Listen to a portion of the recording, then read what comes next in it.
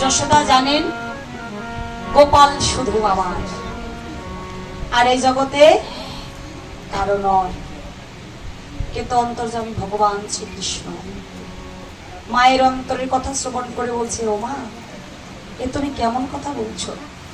আমি যে এই জগতে সবার, এই জগতে কারো পিতা, কারো পুত্র, কারো বন্ধু, যে ভক্ত যেমন করে আমার ভজন সাধন করে, আমি ভক্তের কাছে তদ্রূপ পড়ে যাই ধরা।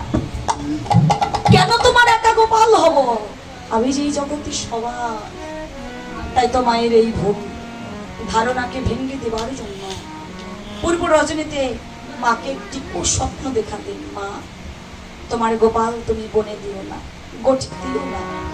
গোপাল যদি গঠি যায়, তোমার গোপালের যে অমঙ্গল হবে, এই অমঙ্গল কুস্বপ্ন দর্শন করে নন্দ মহারানী মা যশোদা নিশি প্রভাতী কালে জেগে উঠে গোপাল কি কোলে লয়ে গোপালের স্ত্রী বদনে ক্ষীর, সর, সেনা, মাখন সেবা দিচ্ছে, যেন গোপালের গোষ্ঠ খেলার কথা মনে না থাকে।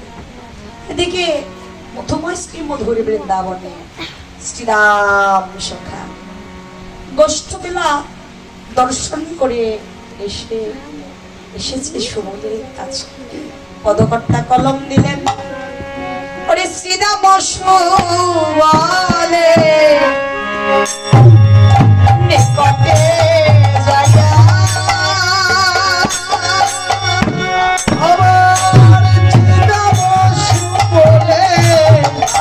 নিকটে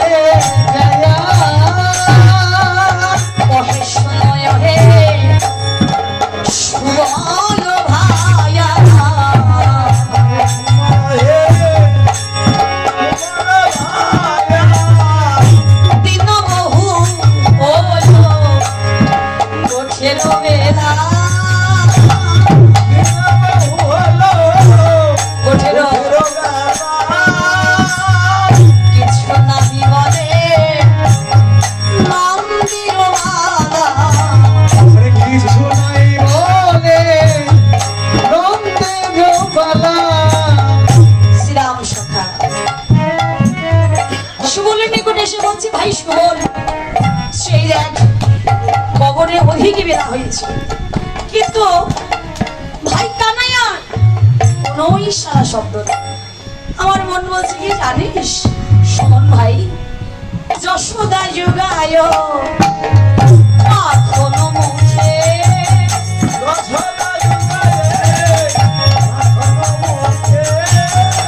আছয় মায়ে বলে সুখে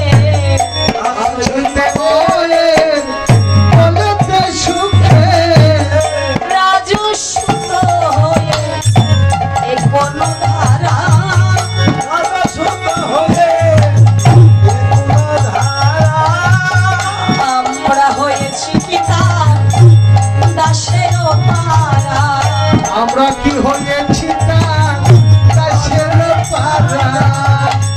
আমরা কি তার দাস হয়েছি, আমরা কি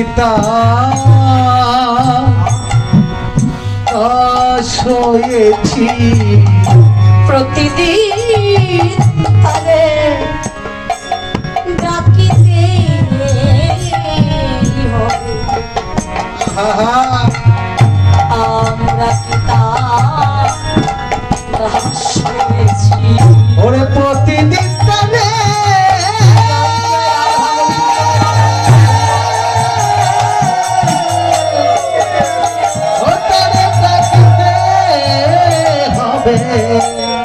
বলো বলো আমরা কি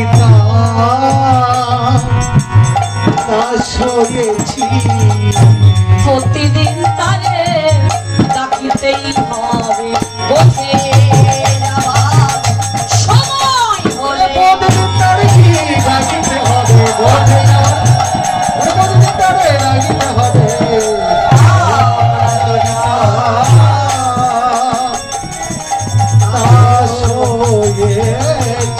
আমরা হয়েছি কি তার দাসের পাড়া,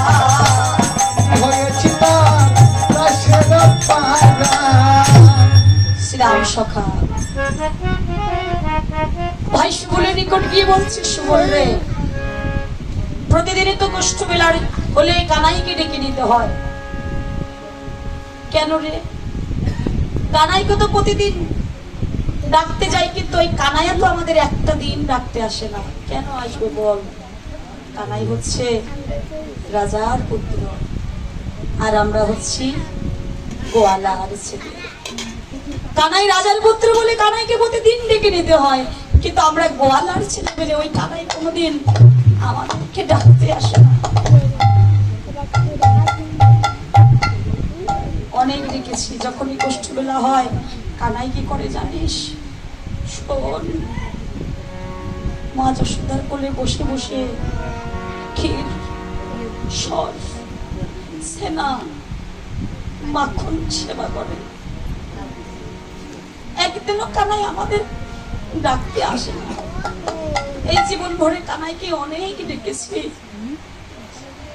আর কানাইকে আজ থেকে ডাকবো না। অভিমান করে বসে রইল শ্রীরাম সখা। অনেক ডেকেছি কানাইকে, আজ থেকে আর কানাইকে আর কোনোদিন ডাকবো না। ওই অভিমান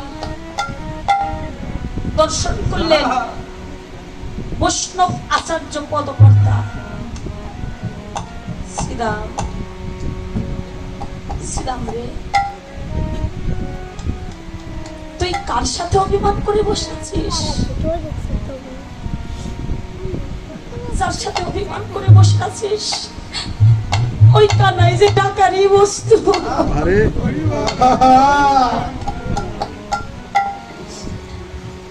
মনে রেখো সখা, একদিন পরে একদিন আগে যে কানাইকে ডাকতে, যদি তাই হয় তাহলে সময় থাকতে থাকতে ভজনের ঘরে বসে বসে দুটি নয়ন জলে কানাইকে ডাকার মতো করে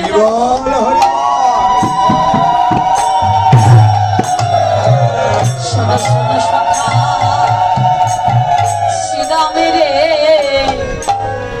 কানাইকে না ডাকিলে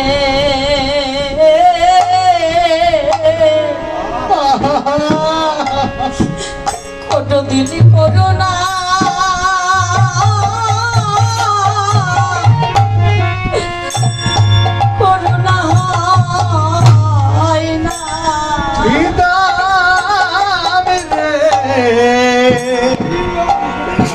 তোর কানাইকে না ডাকিলে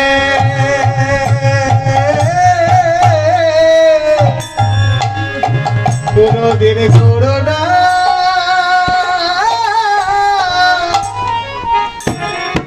কোনদিন করো না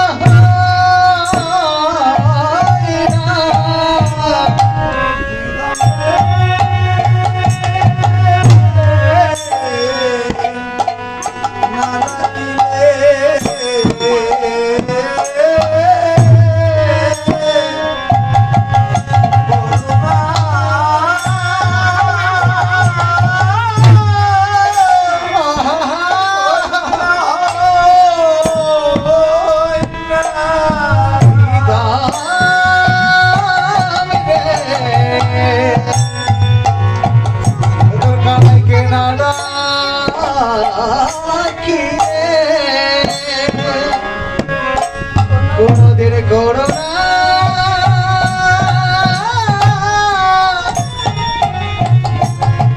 করো না আকুল প্রাণে তাই গৌর হরিবা আকুল প্রাণে ব্যাকুল হয়ে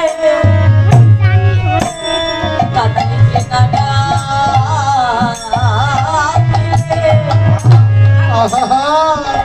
কোনদিনই করুণা হয় না। ওরে আকুল প্রাণে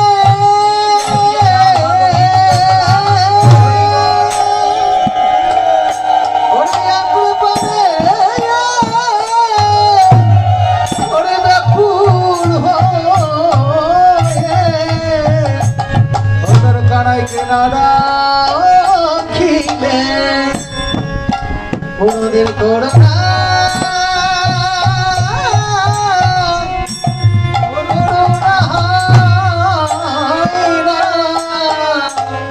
একবারে ডাকার মতো আচ্ছা ডাকো তারে একবার ডাকার মতো ডাকার মতো করে ডাকো রে বাবা। ডাকো তারে এই পানের কপাট প্রাণের কপাট খুলে দিলে কাদাইকে ডাকার মতো আজ ডাকো তারে আরে প্রাণের খুলে দিয়ে একবার ডাকার মতো ডাকো তারে এই মনের কপাট তোমরা খুলে দিলে দুটি নয়ন জলে অভিভাষায় আরে বাবা খুলে দিয়ে আকার মতো রাখো তারে মনের কপাট খুলে দিয়ে ডাকার বাবা ডাকো তারে ডাকার মতো ডাকো তারে একেবারে ডাকারের মতো ডাকো এই মনের কপাট প্রাণের কপাট খুলে দিয়ে দুটি নয়নের জলে বক্ষ ভাসায় যদি কোনো বৈষ্ণব কিংবা ভক্ত ভগবানকে ডাকার মতো করে ডাকিতে পারে ভগবান বললেন যে ভক্ত আমায় নয়নের জল বিসর্জন করে ডাকার মতো ডাকতে পারে আমি ওই ভক্তের চরণে জনমের মতো দাস হয়ে যাই।